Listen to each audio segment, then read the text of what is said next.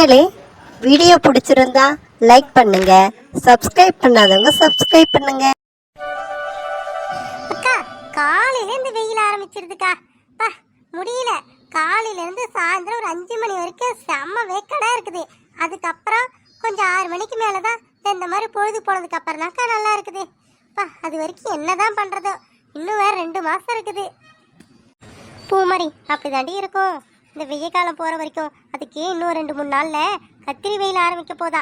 அதெல்லாம் சுத்தமா நம்மளால வீட்டுக்குள்ளாரே இருக்கவே முடியாது. என்னதான் ஃபேன் போட்டாலும் சரி, என்ன நீ என்ன வேணா பண்ணி பாரு, ஒண்ணுமே பண்ண முடியாது அந்த மதிய நேரத்துல வரைக்கும்.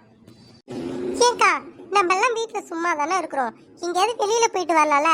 அப்படி இப்படி அங்க இங்க எங்கேயாவது போயிட்டு வந்தா தானே இந்த மாசம் ஃபுல்லா அப்படியே ஓடும். நமக்கு கொஞ்சம் இந்த வெயில் தெரியாம இருக்கும். எங்கடி போறது?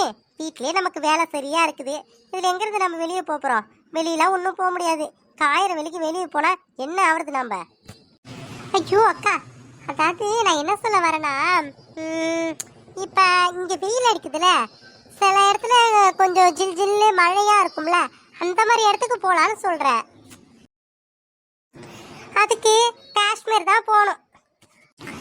யார் அது? வேற யாரு வர போறா நம்ம வீட்டுக்கு?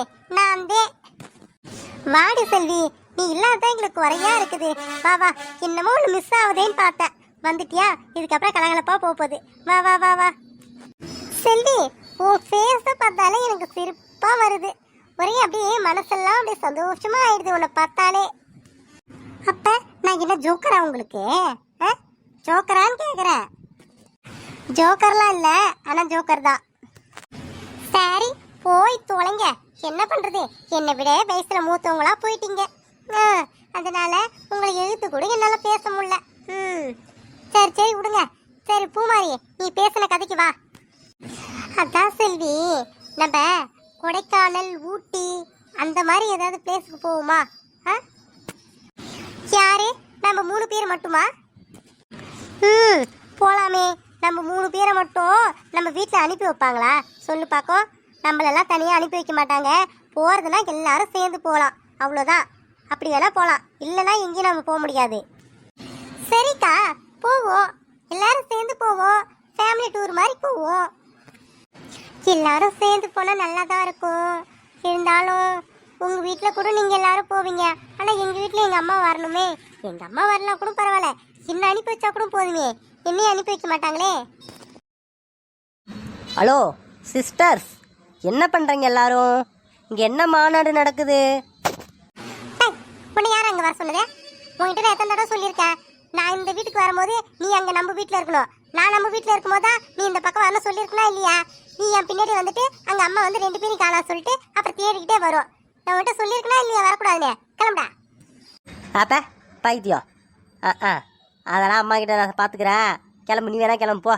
ஏன்னா நான் அங்கேயே இருக்க சொல்கிறேன். நீ ஏன்னா சும்மா சும்மா வேலை வாங்கினே இருக்குது அம்மா. அதனால தான் நான் அந்த பக்கம் வந்தேன். என்ன இப்போ பேசிகிட்டு இருக்கீங்க எல்லாரும்? சொல்லுங்க. அக்கா, இவனை பாருங்களேன், எப்படி பேசுகிறான் பாருங்களேன். நீங்களாம் என்னோட வயசில் மூத்தவங்க சொல்லிட்டு எப்படி மரியாதையே பேசுகிறேன். இவனை மட்டும் பாருங்களேன், இவனோட வயசில் அதிகம் தானே, எனக்கு மரியாதை கொடுக்கணும் பாருங்களா. இது என்னன்னு கேளுங்கக்கா நீங்கள். டேய், ஏன்டா நீ மரியாதை கொடுக்க மாட்டேற? உங்களோட அக்கா தானே அவ, பைத்தியன்னு சொல்கிறேன். ரேணுகா அக்கா, அதெல்லாம் அப்படிதான் எங்களுக்குள்ள. நீங்கள் வேணா அப்படியே அன்பா பண்பா பாசமா அப்படின்னு நீங்கள் கட்டி தழுவி பேசிப்பீங்க. ஏன் அக்கா, நான் உரிமையோட பேசுகிறேன். அப்புறம் என் வீட்டை விட்டு போனதுக்கப்புறம் வந்து இப்போ இந்த மாதிரிலாம் பேச முடியுமா? அதெல்லாம் அப்படி பேசுகிறேன். ஏண்டி செல்வி, அவன் மேலே ஏண்டி கோச்சிக்கிற? அவன் உன்கிட்ட பாசமாக நடந்துக்கிறான், அதை போய் நீ குறை சொல்கிற? யாரு இவனா? பாசம் கட்டுற மூஞ்ச காமி. சும்மா அப்படி என்ன மரியாதையா அக்கானு கூப்பிட முடியாது சொல்லிட்டு அப்படி கண்ணாப்பின்னான்னு பேசிட்டு சமாளிக்கிறான். இதை வேற நம்புறீங்க நீங்க எல்லாரும். பூமாரி அக்கா, நீங்களே பாருங்க, நான் எவ்வளோ பாசமாக பேசுகிறேன். ஆனால் அக்கா அதை புரிஞ்சிக்கவே மாட்றா. எப்பா சாமி, உங்க பஞ்சாயத்தை நீங்களே வச்சுக்கோங்க. ஐயோ, குடும்பமே அப்படிதான் இருக்குது.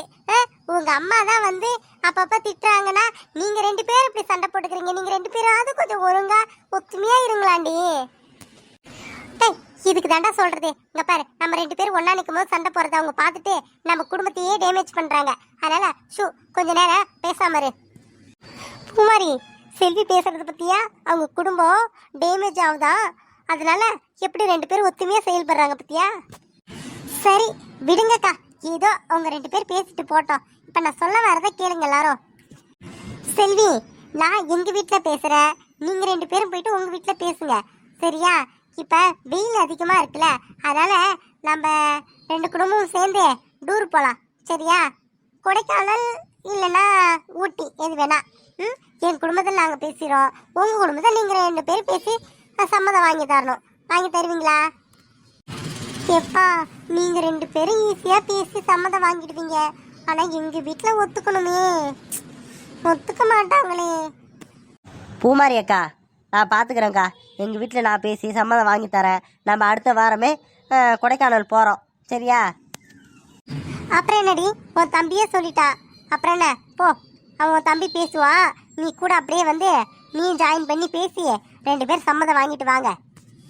செல்வி, செல்வி எங்க போய் தொலைஞ்சான்னு தெரியலையே. ஏன் செல்வி? ஐயோ, எங்க அம்மா குரல் வேற கேக்குது. சரி சரி, நாங்க 2 பேர் கிளம்புறோம். நீங்க என்னன்னு பேசிட்டு சொல்லுங்க, நானும் எங்க அம்மா அப்பா கிட்ட பேசிட்டு சொல்றோம்பா. ஏ லூசே, போ போ போ, அம்மா நம்ம 2 பேரும் தேடிக்கிட்டு வருது. கிளம்பு கிளம்பு. அம்மா அந்த பக்கம் வருதுன்னு நினைக்கிறேன், நம்ம இந்த பக்கமா போவோம். போடா, வழி விட்றா.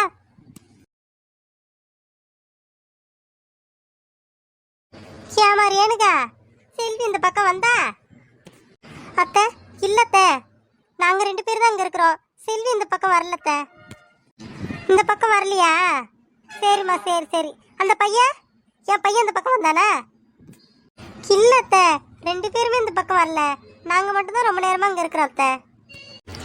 சரி, இப்ப வேற எங்கேயோ போயிருக்குதோ போல. சரி, நான் தேடிக்கிறேம்மா. இது ஒரு 2 எங்க தான் போய் ஒழியுதுல தெரியல. சரி, தேடி தேடி நம்ம ஜென்மம் போகுது. வரட்டும் வரட்டும், வீட்டுக்கு வரட்டும், வச்சுக்கிறேன். அக்கா, செல்வி தப்பிச்சிட்டல எப்படியோ?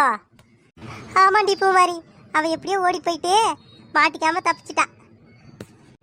சரி வா, நான் பெருக்கிட்டேன், வா உள்ள போயிட்டு டீ போட்டு குடிப்போம் வா. சரிக்கா, வா போவோம். ஏன்டா சுரேஷ், உன் தங்கச்சிய சரி அவ மாமியார் வீட்டுல கஷ்டப்படுறாள்னு சொல்லிட்டு மாப்பிள்ளை கிட்ட ஏதோ பேசி அப்புறம் நம்ம வீட்டோட இருக்க சொல்லி கூட்டின்னு வந்து வச்சிருக்கிறேன். நீ ஏன்டா ஒரு 8 கூட வந்து பார்க்க மாட்டீங்க? என்கிட்ட புலம்புறா தெரியுமா? அம்மா, தங்கச்சி அப்படியா சொன்னா? ஏன் நான் அப்பப்போ போய் பார்த்துட்டு தானே இருக்கிறேன்.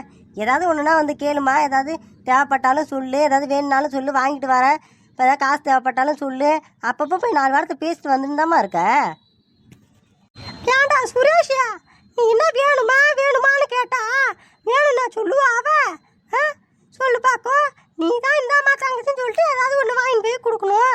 அப்பப்போ மாதம் மாதம் இந்த காசுன்னு சொல்லி ஏதாவது ஒரு காசை கொடுத்தா அவள் ஏதாவது குழப்பம் நடத்துவாள்ல. அம்மா, நீங்கள் வேறையாம்மா, நான் என்ன தங்கச்சி கேட்டு கொடுக்க மாட்டேன்னு நான் சொல்ல போகிறேன்.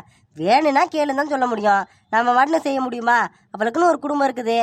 அப்புறம் மச்சான் ஏற்றுக்க மாட்டான் நான் எது செஞ்சாலும். அப்புறம் அது ஏதாவது பிரச்சனையாக வந்துருமோன்னு சொல்லிட்டு நான் எதுவும் செய்யறதில்ல. வேணும்னா வந்து கேளுன்னு தாம்மா சொல்லியிருக்கேன் நான்.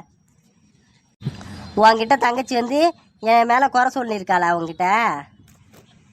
பத்தியாடா சுரேஷ், உடனே உன் பொண்டாட்டி மாதிரி பேச ஆரம்பிச்சுட்டேன். குறைலாம் சொல்லலடா, இந்த மாதிரி அண்ணன் வந்து என்கிட்ட பேச மாட்டேது அப்படின்னு சொல்லி என்கிட்ட ஒரு வருத்தமாக பேசினேன், அவ்வளவுதான்டா. சரிம்மா, நானும் உங்ககிட்ட அது கேட்கக்கூடாதுன்னு இருந்தேன், இப்போ கேட்குறேன்.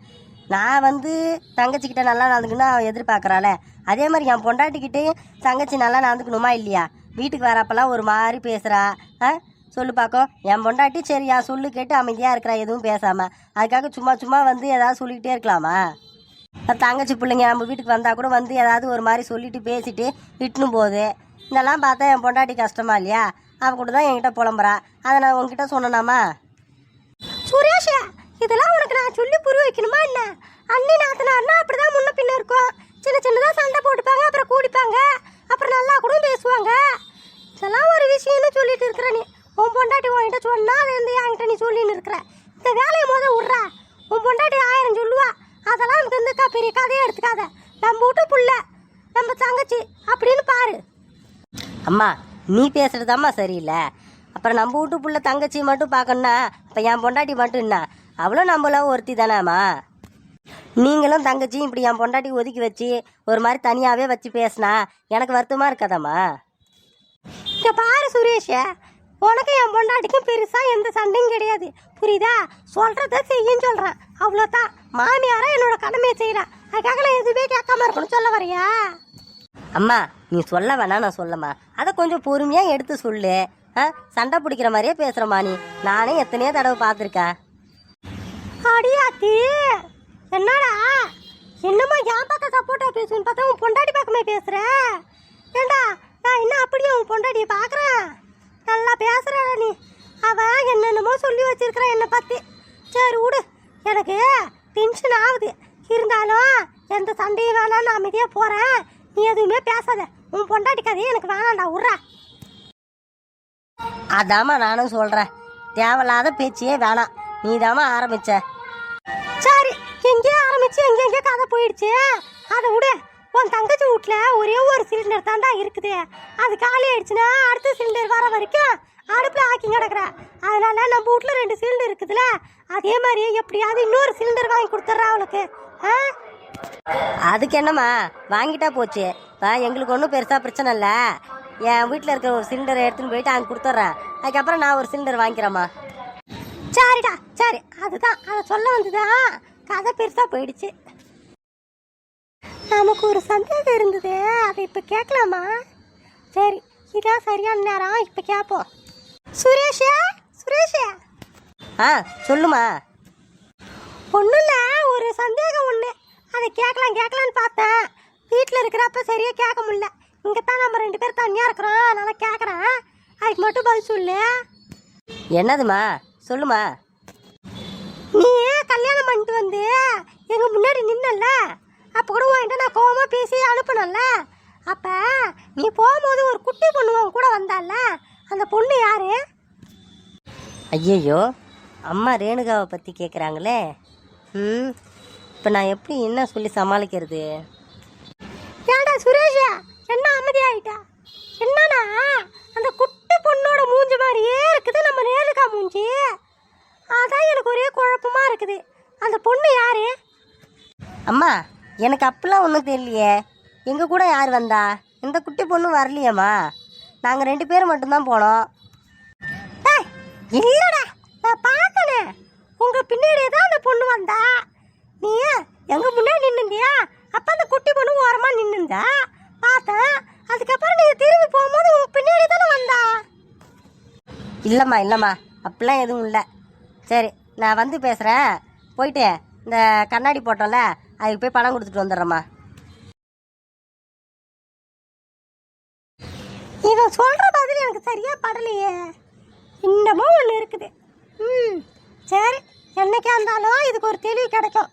எனக்கு நல்லா ஞாபகம் இருக்குது, அந்த குட்டி பொண்ணு இவன் பொண்டாட்டி கையை பிடிச்சி கூட கூட்டிட்டு போனான். கொஞ்சம் தூரம் போனதுக்கப்புறம் கேட்டால் இல்லைன்றான். யாரா இருக்கும் அந்த பொண்ணு? இவங்க 2 பேரும் கல்யாணம் ஆனதுக்கப்புறம் ரேணுகா பிறந்தா, அதுக்கப்புறம் பாண்டியன் பிறந்தா, அப்புறம் பூமாரி பிறந்தான்னு சொன்னான். அப்போ அந்த பொண்ணோட மூஞ்சி எப்படி ரேணுகாவோட ஒத்து போகுது? ஒன்றும் புரியலையே. சரி, ஏன் போட்டு குழப்பிக்கின்னு, ஒரு நாள் அதுக்கான வேலை கிடைக்கும். மக்களே, வீடியோ பிடிச்சிருந்தா லைக் பண்ணுங்க, சப்ஸ்கிரைப் பண்ணாதவங்க சப்ஸ்கிரைப் பண்ணுங்க.